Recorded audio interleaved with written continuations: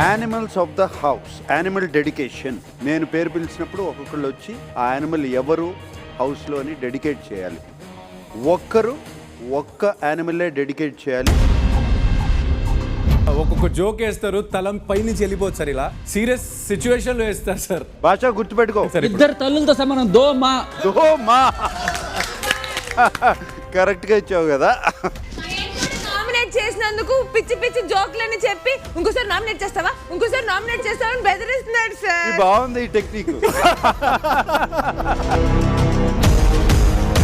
Joke గా తీసుకుంటుంది అనుకున్నది చాలా పర్సనల్ గా ఫీల్ అయిపోతుంది. ఆ చెత్త కుప్పలోంచి బాటిల్ తీసింది సార్, దాని గురించి నేను ఫీల్ అయ్యాను. సో అది దానికి ఇంట్రెస్ట్.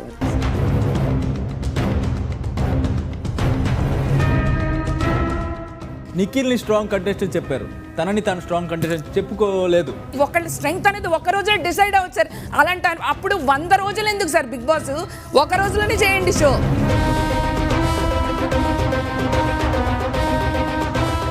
ఇండైరెక్ట్ గా పోక్ చేయడము, ఇండైరెక్ట్ గా కామెంట్ చేసి మాట్లాడడము.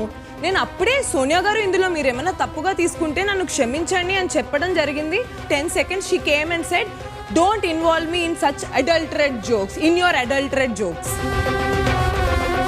తనకు ఇండివిజువల్ పర్స్పెక్టివ్ లేదేమో అని అనిపించింది సార్. That's all.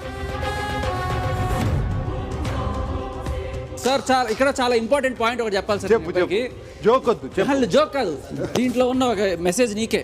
మళ్ళీ ఎక్కడ పడితే ఎక్కడో మూలం కూర్చుంటాడు సార్. ఎవరైనా వెళ్తే చీ రాకు అని చెప్పి ఆయన అక్కడే కూర్చుంటాడు.